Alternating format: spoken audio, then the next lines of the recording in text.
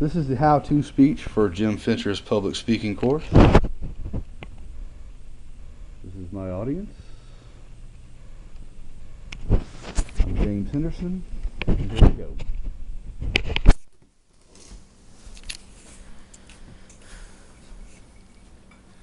All right, good evening, everyone. Hello. Good evening. Recently, I had my truck painted, and one of the things that I wanted to have done was have the chrome parts painted to match the body. Well, it turns out that body shops aren't particularly fond of painting chrome.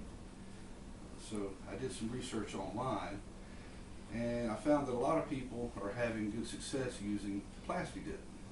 Now, I've heard of Plasti-Dip before, but I've never thought of using it in that way.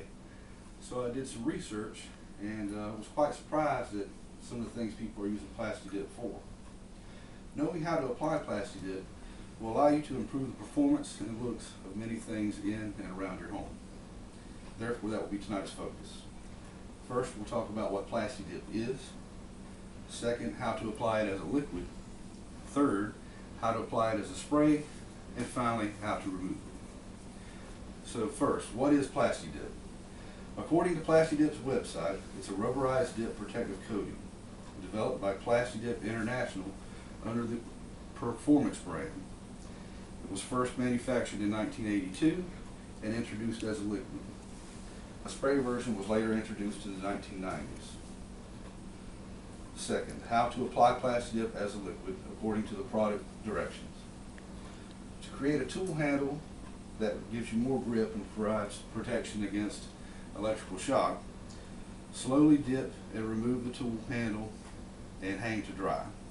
Now, you can make the handle as thick as you want by doing multiple coats. Simply allow 30 minutes between coats and allow 4 hours to dry. This is how the liquid comes.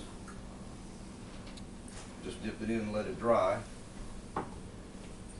There's a couple ratchet handles I did. Pass that around and see how it turns out.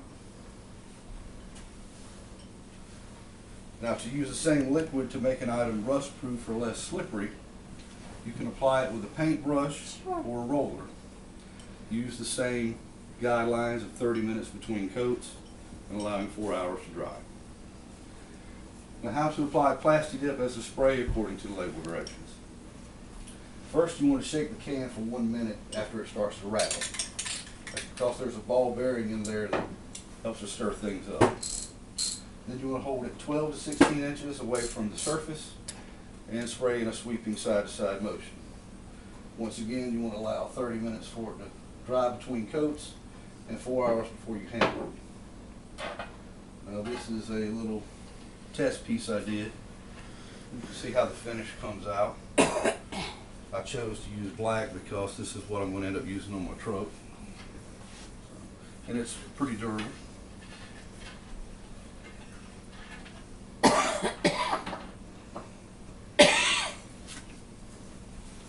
Now, finally, how to remove Plasti-Dip. Now, I got this tip from a site called dipyourcar.com. If you check it out, they've got a lot of stuff about using Plasti-Dip on your car, different additives for different finishes, pearls, chameleon colors, different effects.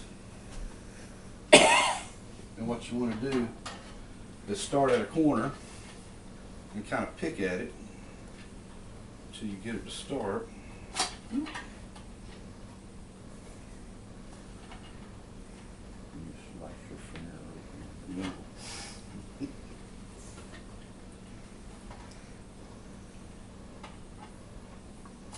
Which always works better in rehearsal. But once it starts, you keep it off. And that's because the Plasti-Dip doesn't get hard like paint does. So if you ever did your chrome black and decided later on you want to go back to chrome, you always have that option.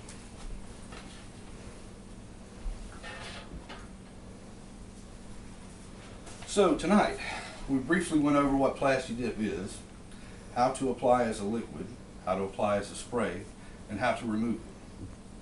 I'm sure if you went home and tried one of these methods on a few things around your house, you might even find some more uses for this versatile product.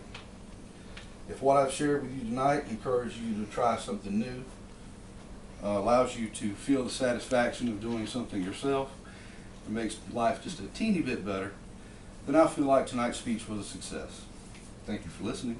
Good night.